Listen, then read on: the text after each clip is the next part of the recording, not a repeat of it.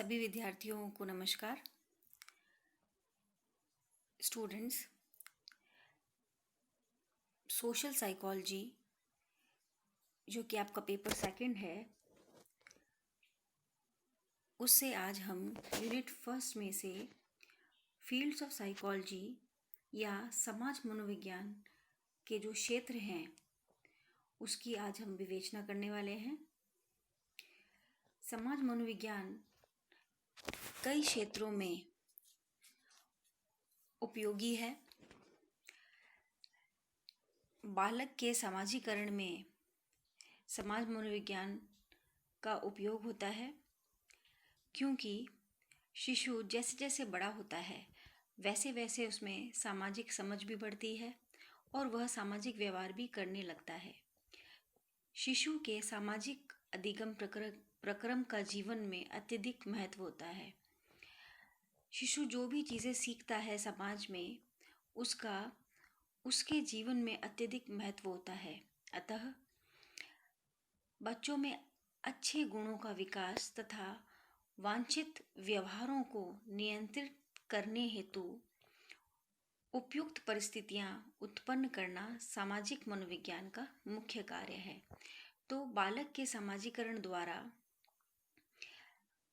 बच्चों में अच्छे गुणों का विकास और जो व्यवहार हम चाहते हैं कि बच्चे करें, उन सभी को करने के लिए समाज मनोविज्ञान जो है वह उपयुक्त परिस्थितियां बनाता है। इसलिए समाज मनोविज्ञान समाजीकरण में उपयोगी है। दूसरा जो क्षेत्र है जहाँ समाज मनोविज्ञान का उपयोग होता है वह है सामाजिक मनोवृत्तियों का अध्ययन। समाज मनोविज्ञान के विभिन्न पक्षियों, व्यक्तियों तथा विचारों के प्रति प्रतिक्रिया करने की मनोवैज्ञानिक तत्परता ही सामाजिक मनोवृत्ति कहलाती है।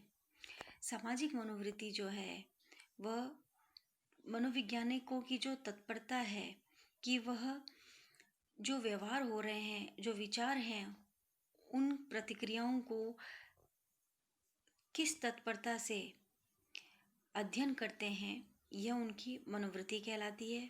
यह मनोवृत्ति जो है वह जन्मजात ना होकर अर्जित की हुई होती है। हमारे अधिकतर कार्य व्यक्तियों, वस्तुओं और विचारों के प्रति प्रतिक्रियाएं हैं, हमारी इन्हीं मनोवृत्ति से प्रभावित तथा निर्देशित होती हैं। इनमें से कुछ मनोवृत्तियां सकारात्मक होती हैं तो और कुछ मनोवृत्तियां जो हैं वह नकारात्मक होती हैं। और ये जो नकारात्मक मनोवृत्तियां होती है वह सामाजिक विकास में बाधा डालती है। समाज तथा देश के विकास के लिए इन बाधाओं को दूर करना आवश्यक होता है। समाज मनोविज्ञान के अंतर्गत मनोवृत्ति निर्माण, परिवर्तन की विधियां तथा सिद्धांतों का विस्तार से अध्ययन किया जाता है। तो जो सामाजिक मनोवृत्तियां हैं वह किसी भी समाज के लिए, किसी भी देश के लिए आवश्यक होती है और इनका सकारात्मक होना आवश्यक है। तो सकारात्मकता को बढ़ाने के लिए, मनोवृत्तियों का निर्माण करने के लिए सकारात्मक मनोवृत्तियों का और नकारात्मक मनोवृत्तियों को परिवर्तन करने के लिए कई तरीके की विधियों और सिद्धांतों का उपयोग किया जाता है और इन सिद्धांतों का विस्तार समाज मनोविज्ञान के द्वारा ही संभव है। सांस्कृतिक तथा व्यक्तित्व का अध्ययन भी समाज मनोविज्ञान का क्षेत्र है। व्यक्ति जिस समाज में रहता है उसी की संस्कृति के अनुरूप उसका व्यक्तित्व विकसित होता है। पृथक पृथक संस्कृतियों में पालन पोषण के तरीके भी भिन्न होते हैं। इसी कारण एक ही समाज में दो भिन्न जातियों में पलने वाले बच्चों के व्यक्तित्व, काम करने का तरीका, सोचने समझने का तरीका, उसकी आदतें आदि भिन्न भिन्न होती है। व्यक्तित्व पर संस्कृति के प्रभाव का अध्ययन समाज मनोविज्ञान के विषय के क्षेत्र के अंतर्गत ही आता है।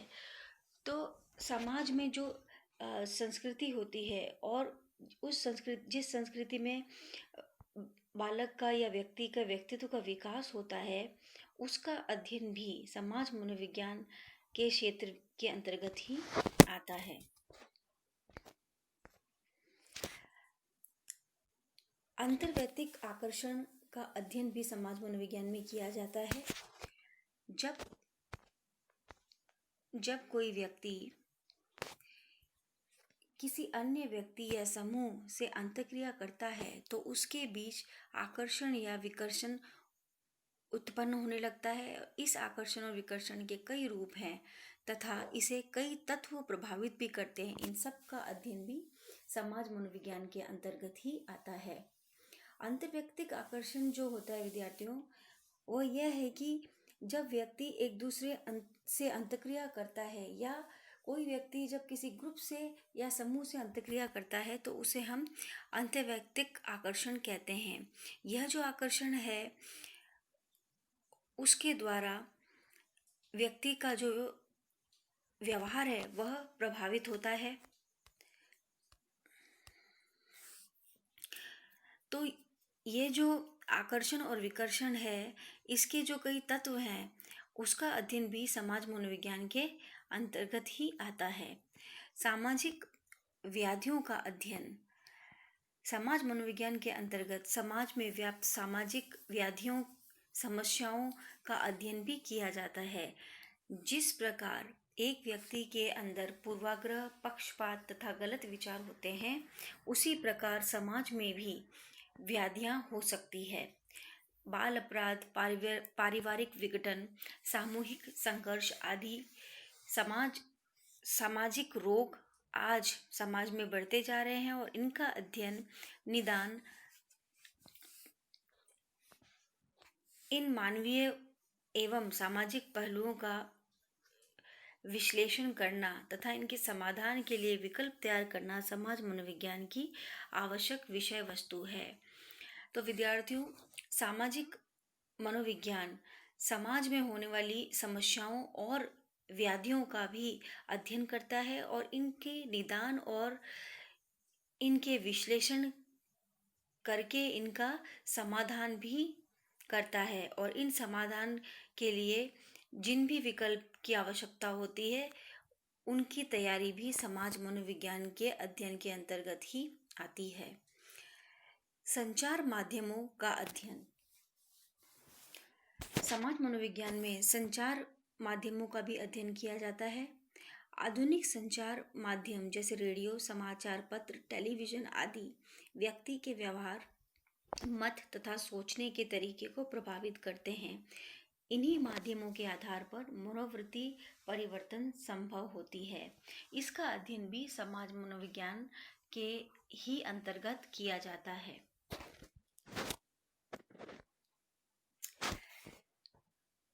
समाज मनोविज्ञान के क्षेत्र के अंतर्गत प्रचार भी आता है। आज प्रचार का महत्व अधिक बढ़ गया है। इसके द्वारा व्यक्ति के राजनीतिक, सामाजिक, धार्मिक एवं अन्य प्रकार के व्यवहारों का निर्देश तथा नियंत्रण होता है। आप देख रहे हैं कि प्रचार द्वारा कई तरीके की मनोवृत्तियां बनती भी हैं और मनोवृत्तियों को बदला भी जाता है। विषय वस्तु लोकप्रिय बनाने के लिए उपयोगी सुझाव देने के साथ ही कुप्रथाओं से बचने का भी सुझाव देना सामाजिक मनोविज्ञान का ही कार्य है। नेक्स्ट जो समाज मनोविज्ञान का क्षेत्र है वह है समूह तथा सामूहिक व्यवहार का अध्ययन। समाज मनोविज्ञान के अंतर्गत समूह एवं उसके प्रकार तथा समूह के व्यवहार पर पड़ने वाले उसके प्रभाव का अध्ययन भी किया जाता है। विद्यार्थियों, इसमें जो समूह होता है, ग्रुप जो है, उसका अध्ययन किया जाता है और ग्रुप कितने प्रकार के होते हैं और इन ग्रुप का या इन समूहों का व्यक्ति के व्यवहार पर क्या असर पड़ता है, इसका प्रभाव भी इसी समाज मनोविज्ञान के अंतर्गत किया जाता है। सामाजिक एकता एवं तनाव का अध्ययन। आधुनिक युग में विभिन्न जाति, धर्म, भाषा के कारण व्यक्ति में तनाव की स्थिति बनी हुई है। इन लोगों में एक दूसरे के प्रति ईर्ष्या, घृणा और पक्षपात उत्पन्न हो गया है, जिससे राष्ट्रीय एकता का विखंडन हो रहा है। सामाजिक एकता को स्थापित करना ही किसी देश या समाज का विकास होना संभव हो सकता है। इसलिए सामाजिक एकता को स्थापित करने वाले घटकों तथा तनाव को दूर करने वाले कारकों का अध्ययन भी समाज मनोविज्ञान के अंतर्गत किया जाता है। तो विद्यार्थियों, आज आपने समाज मनोविज्ञान के क्षेत्रों का अध्ययन किया। इस वीडियो को ध्यान से सुनने के लिए आप सभी का धन्यवाद।